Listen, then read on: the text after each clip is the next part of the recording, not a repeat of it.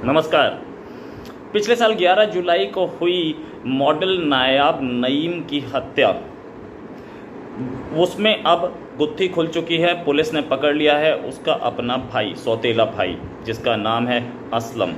वो सौतेला भाई उसने अपनी ही बहन की हत्या यानी कि मॉडल बहन की हत्या इसलिए की थी क्योंकि ऑनर किलिंग यानी कि घर की, परिवार की बदनामी हो रही थी कि वो लड़की मॉडलिंग में चली गई थी।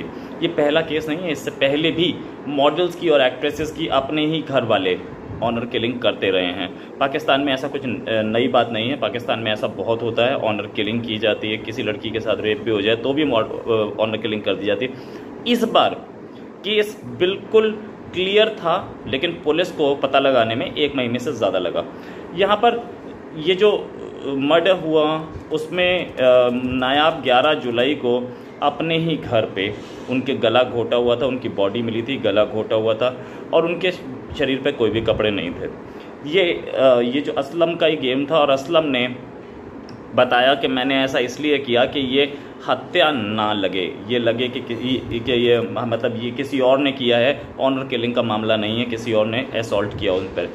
ये पूरा का पूरा जो कैमोफ्लेज किया गया, ऐसे पहले भी कैमोफ्लेज किए गए हैं, लेकिन पुलिस को पता लगा कि फुटप्रिंट्स जो घर था उसमें फुटप्रिंट्स और कितने लोग आए थे गए थे, उससे पता लगा कि सिर्फ एक भाई आया था और कोई नहीं आया था। भाई के साथ वो बातचीत भी कर रही थी, वो काफ़ी दिन से भाई जो था घर के आसपास भी घूम रहा था।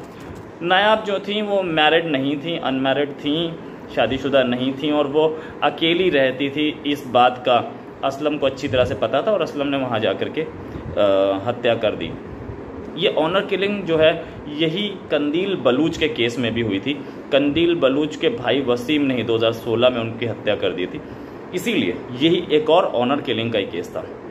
पाकिस्तान में जो लड़की मॉडलिंग की ओर या एक्टिंग की ओर जाती है उसकी ज़िंदगी तो बहुत खतरे में होती है, इसमें कोई शक नहीं है। और ये एक्टिंग और मॉडलिंग, इसको इतना बुरा क्यों माना जाता है? क्योंकि इस्लामिक जिहादी या इस्लामिस्ट्स या वहाँ के मौलाना लोगों को हर बार ये बताते हैं कि महिलाएं सिर्फ बुर्के में रहें और किसी चीज़ में ना रहें। पाकिस्तान हालांकि मॉडलिंग को, एक्टिंग को और दूसरी चीज़ों को अलाउ करता है। पाकिस्तान में फिल्में बनती हैं, लॉलीवुड है वहाँ पे लाहौर का, वो वहाँ पे फिल्में बनती हैं, लेकिन ये जो चीज़ें ये सिखाते हैं वहाँ के मौलाना, इनको पाकिस्तान की सरकार रोक नहीं पाती, न रोक पाती है। जो भी एट्रॉसिटीज़ होती हैं महिलाओं पे, उस पर अभी मई की बात है इसी साल की, एक पाकिस्तानी लड़की जो कि ब्रिटिश ओरिजिन की थी उसका, वो भी लाहौर के एक रेंटेड एकोमोडेशन में यानी कि किराए के घर पे मारी हुई पाई गई। 25 साल की माया थे नाम था उनका, 25 साल की थी। उसको 3 बार गोली मारी गई थी सिर पे। अभी 2 महीने पहले ही वो पाकिस्तान आई थी यूके से।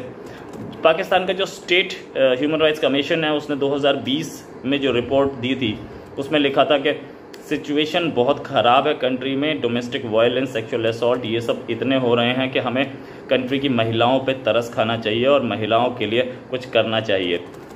जो वर्ल्ड इकोनॉमिक फोरम में ग्लोबल जेंडर गैप इंडेक्स है उसमें जो रिपोर्ट निकली थी, 153 देशों में से पाकिस्तान का नंबर 151वां था, यानी कि 2 ही और देश पाकिस्तान से नीचे, अफ्रीका के सारे देश भी पाकिस्तान से ऊपर थे। तो ये सिचुएशन ऐसी इसलिए हुई क्योंकि पाकिस्तान ने इस्लामिस्ट जो हैं, वहाँ के जो मौलाना हैं, उनको बड़ी पावर दे रखी है।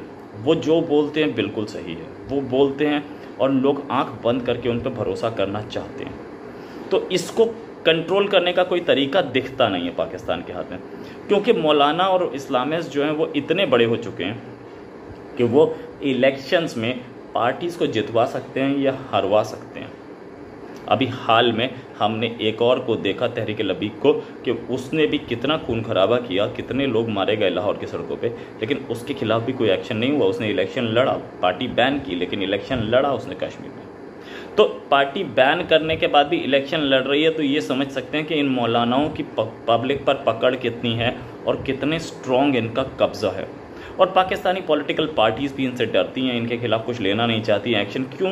क्योंकि उन्हें पता है कि इनके सपोर्ट से हमें वो हार्डलाइनर मुस्लिम वोट बैंक मिल जाएगा। जो लोग धर्म के पीछे भाग रहे हैं, जो लोग धर्म के सीधे आंख बंद करके धर्म पे भरोसा कर रहे हैं, उनका वोट मिल जाएगा। ये मौलानाओं ने ऐसा कब्जा किया हुआ है पाकिस्तान की सोसाइटी पे और पाकिस्तान की पॉलिटिक्स पे कि इनके खिलाफ एक्शन लेने वाला कोई नहीं दिखता। यहाँ तक कि पाकिस्तान की कोर्ट्स भी इनके सामने मजबूर हो जाती हैं, चाहे वो मौलाना अजहर मसूद हो, चाहे वो दूसरा हो कोई, ये सारे के सारे पाकिस्तान की कोर्ट्स भी इनके खिलाफ एक्शन नहीं ले सकती। और ऐसे मर्डर्स होते जा रहे हैं। ये जो दो मॉडल्स हैं, इन दोनों मॉडल्स का, एक कंदील बलूच हो या ये नायाब नदीम हो, इन दोनों का सिर्फ एग्जाम्पल है। लेकिन असलियत ये है कि ऐसी बहुत सारी महिलाओं के साथ ऐसे ही हत्या हो रही है, ऑनर किलिंग, यानी कि परिवार की इज्जत बचाने के लिए लड़की की हत्या, ये बहुत ज़्यादा हो रही है। और जिनके केसेस रिपोर्ट भी नहीं किए जाते, चुपचाप दफना दिया जाता है और पता भी नहीं लगता।